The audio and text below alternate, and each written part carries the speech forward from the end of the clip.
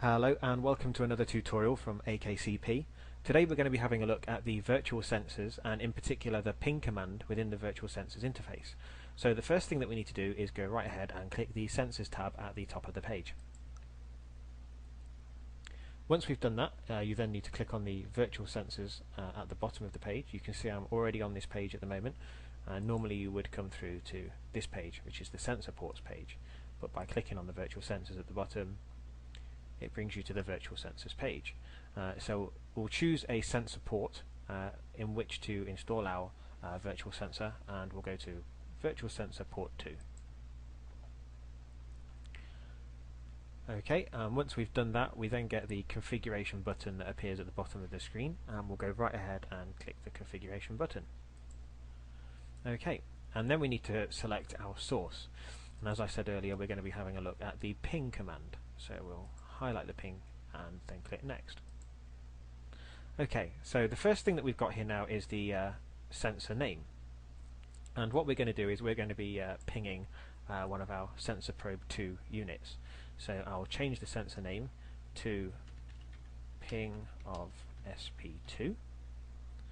The host box below is the IP address of that unit. In this instance that's 10.1.5.11.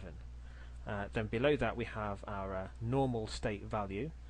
So if you think of the virtual sensor as an on and off switch, when it's in a normal mode you get a reading of 0, and when it's in an off or high critical status you would get a reading of 1.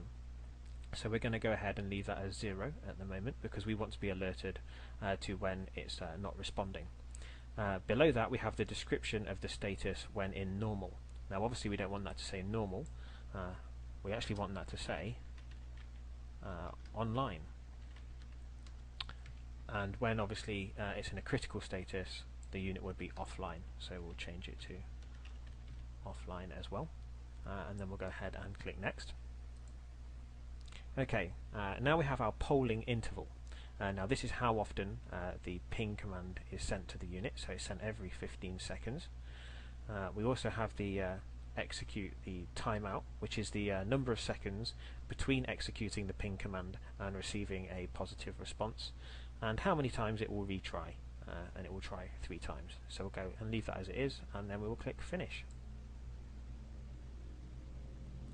And we'll just wait for this page to load up.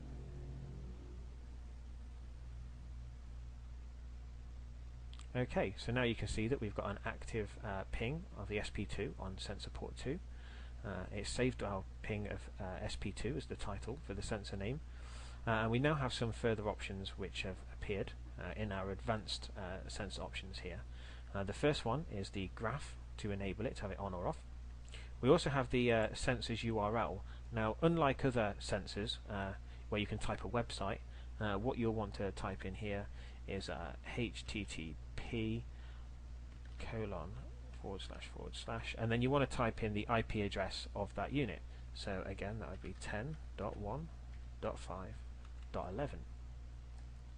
Let me just change that there. There we go.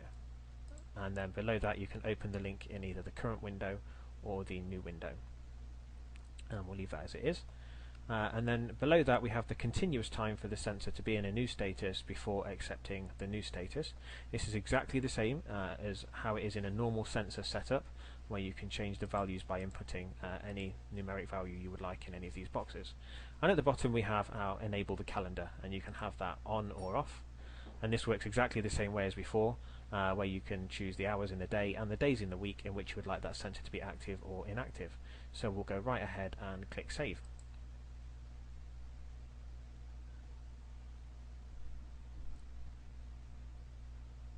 Okay, so that's all our settings saved for the ping of the virtual sensor. And what we're going to do now is we're going to go back to the summary page, and you'll see that we now have a virtual sensor ping of SP2, and it is online. Now we typed in a URL before, a sensor URL, and what that will do now is if you actually click on the title of the sensor name, the ping of SP2, it actually takes you to the login page of that sensor probe 2. So it makes things nice and easy for you, and that's all there is to it. Nice and easy.